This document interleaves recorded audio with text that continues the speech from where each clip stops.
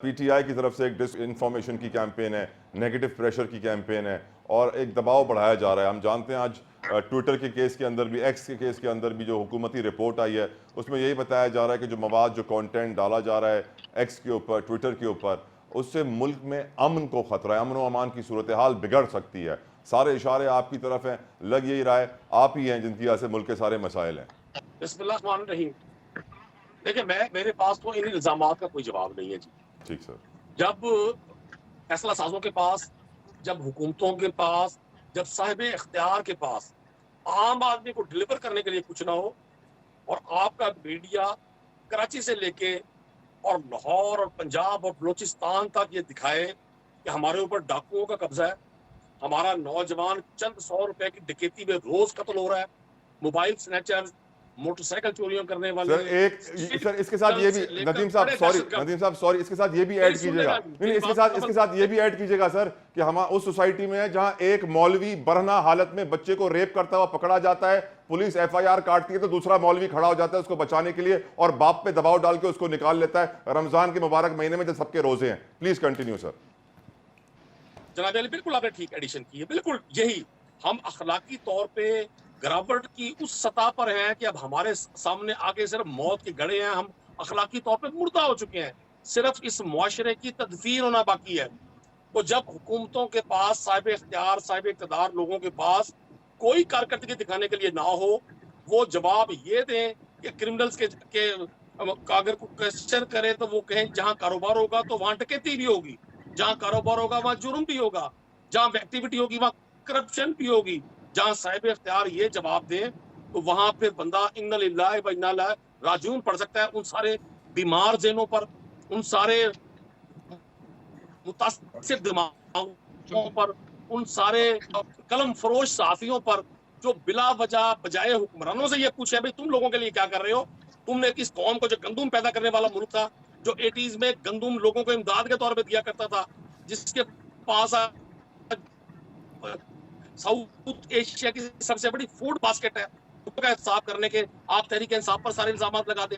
ये बयानिया जतोई साहब दानिस्ता बनाया जा रहा है क्योंकि हमारे साहिब इक़्तिदार, साहिब इख्तियार और उनके सहूलतकारों के पास इस कौम को देने के लिए अब मर्सियों के अलावा, अब नोहों के अलावा, अब दुख और तकलीफ की दास्तानों के अलावा कुछ नहीं है।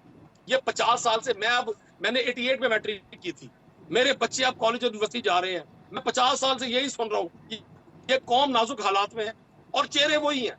यही चेहरे 85 में थे, यही 88 में थे, यही 90 में थे, यही 93 में थे, यही 2002 में थे, ये आज तक वही चेहरे हैं। अब उनकी सेकंड जनरेशन आ गई है, बाद लोगों की थर्ड जनरेशन आ गई है मैदान में। लेकिन इल्जाम पाकिस्तान तहरीक इंसाफ के लोगों पर, भाई पाइए ये जो करोड़ों लोग हैं, आप इन सबको जाके बहरा अरब में इन सबको जिंदा दरगोर कर दे, आपके पास उसको डिलीवर करने के लिए कुछ नहीं है।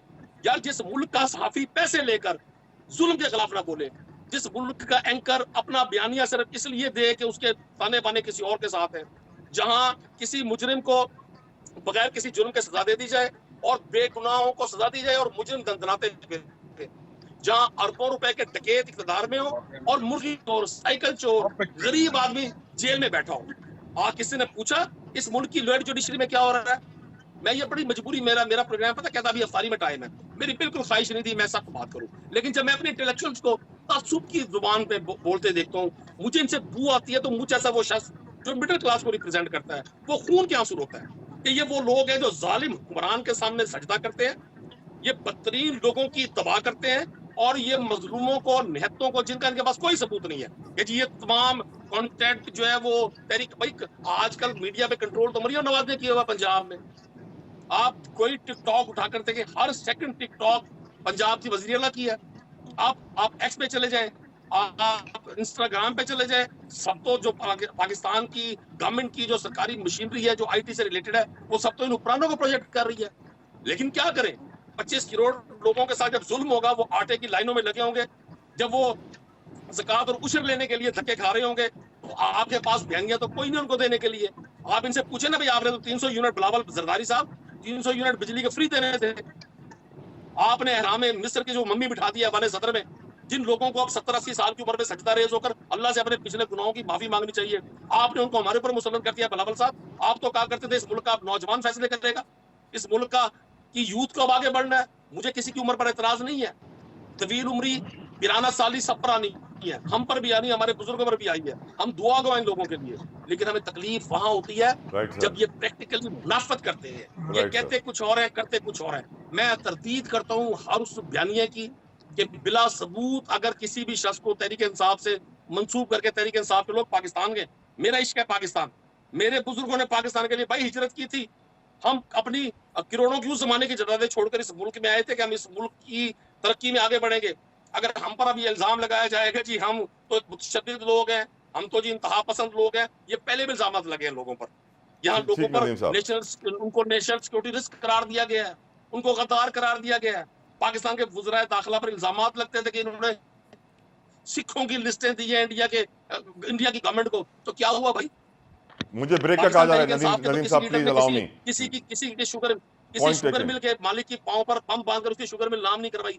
पाकिस्तान तहरीक इंसाफ के किसी शख्स ने तो पाकिस्तान के तैयारे अगवानी की है, और ठीक सर, पाकिस्तान की तारीख में तो अलमनाक वाकयात लिखे हुए हैं। ठीक सर। आप ये तहरीक इंसाफ के मासूम लोगों को, अगर आपके पास बयानिया नहीं है, आपने ये नहीं है खरीद ले लिया, क्या आपने इनको बनाना है कि ये जी दहशतगर्द है, वैसे ये तो ये जी आपने बात पाकिस्तान के ये तो दुश्मन बात कतर आपने नहीं है? बिल्कुल सही की नदीम साहब के पास ऐसे भी लोग हैं हमारे ऐवानों में जिन्होंने जहाज अगवा किए हैं, जो हाईजैकर्स थे प्लेन्स के, और आज हमारे MNAs बने बैठे हुए हैं। एक ब्रेक का मुझे कहा जा रहा है, ब्रेक लेते हैं, डिस्कशन कंटिन्यू करेंगे, don't go anywhere, will be right back.